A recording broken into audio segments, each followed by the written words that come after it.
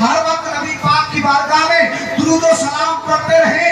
بلکہ میں آگے بڑھ کر کہہ دوں وہ زمانہ تھا کہ ایک باپ اپنی بچی کو زمین کے حوالے کر دیتا تھا, پھر وہی انسان چل کر نبی پاک کے پاس آتا ہے, عرض کرتا ہے یا رسول اللہ زمانے جاہلیت کے اندر میں نے اپنی بچی کو زمین کے حوالے کیا تھا, اس کی چیخیں نکل رہی تھی, وہ چلا رہی تھی, وہ کہہ رہی تھی کہ ابا جان اب میں نہ تم سے کھانا مانگوں گی, نہ پانی مانگوں, نہ لباس مانگوں گی, لیکن زندگی بخش دے.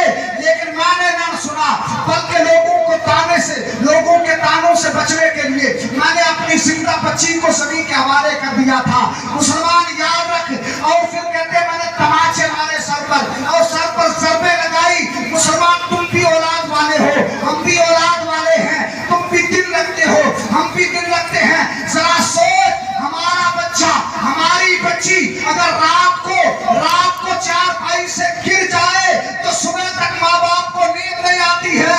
لیکن وہ کیسا زمانہ تھا, ایک باپ اپنی بچی کو زمین کے اندر دفن کر دیتا تھا, اس کی چیخیں نکلتی رہتی تھی, لیکن وہ کہتا یا رسول اللہ چیخ نکل رہی تھی, جیسے ہی وہ دب رہی تھی اس وقت اس نے زبان سے کہا مولا اب تو بھیج دے, مولا اب تو تیرے محبوب کو بھیج دے, مولا اب اس رسول کو بھیج دے جس کے لیے تو نے وعدہ کیا وہ ارسلناک الا رحمۃ للعالمین.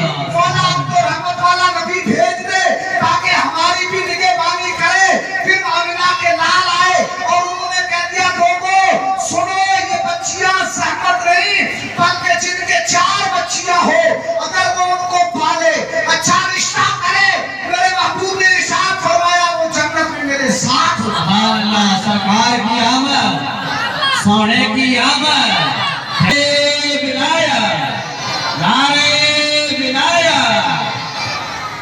مقصد یہ ہے ان بچیوں کو نبی کا میلاد منانا چاہیے, ان عورتوں کو رسول کا ذکر کرنا چاہیے جن کی عزت یہ تھی نبی کی آمد سے پہلے عرب کی منڈی کے اندر بیچا جاتا تھا.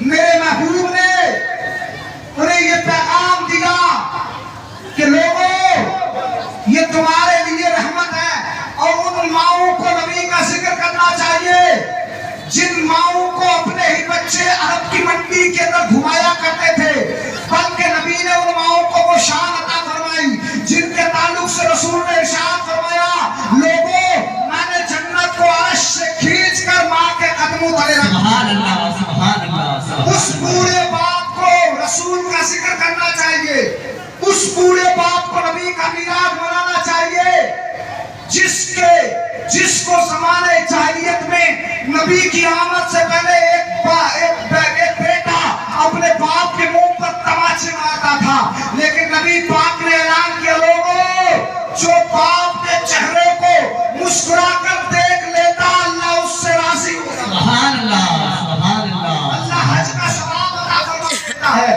یار یہ جینا کسی اور نے نہیں سکھایا ہے, اس دن جس ہستی کی آمد ہوئی ہے اس ہستی نے سکھایا, بلکہ اس ہستی نے تو ہمارے لیے راتوں رات دعائیں کی ہے, رو رو کر دعائیں کی ہے, اور پیدا ہوئے تو سر سجدے میں رکھ کر رب حبلی امتی کی صدائیں بلند کی, عرش اعظم پر گئے تو رب حبلی کی صدائیں بلند کی, اور دنیا سے جب پردہ فرمایا تب بھی رب حبلی کی صدائیں بلند کی.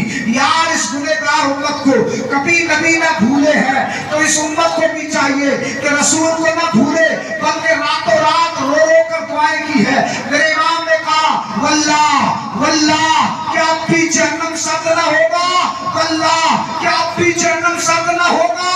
رو رو کے مصطفیٰ نے دریا بہا دیے ہیں. اے مسلمانوں, اللہ کے نبی ہمارے تمہارے لیے روئے ہیں, راتوں کو روئے ہیں, کھڑے ہو کر روئے ہیں, ہاتھ اٹھا اٹھا کر اللہ کی بارگاہ میں دعائیں کی ہے.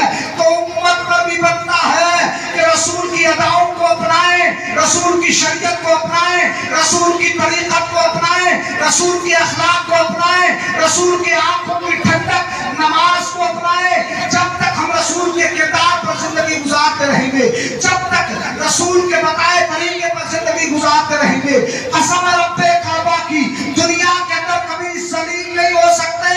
اگر ہم نے دامن مصطفیٰ چھوڑ دیا, رسول کا کردار چھوڑ دیا, नबी का अखलाक छोड़ दिया और नबी पाक के बताए हुए रास्ते से अगर मुनहरिफ हो गए तो याद रखें दुनिया के अंदर जलीलो ख्वार हो जाएंगे। मुसलमान अगर इज्जत चाहता है, वक़ार चाहता है, बुलंदी चाहता है, रिफत चाहता है, शान चाहता है, शौकत चाहता है, सर उठाकर दुनिया के सामने जीना चाहता है तो आजा अल्लाह के हबीब का कानून अपना ले और रसूल का गुलाम बन जा और अल्लाह के घर को आबाद कर ले, सजदा कर ले, नमाज अदा कर ले। अल्लाह तुझे और बुलंद सुभान अल्लाह, बेशक सुभान अल्लाह। याद रख, लोग समझते हैं माल और दौलत के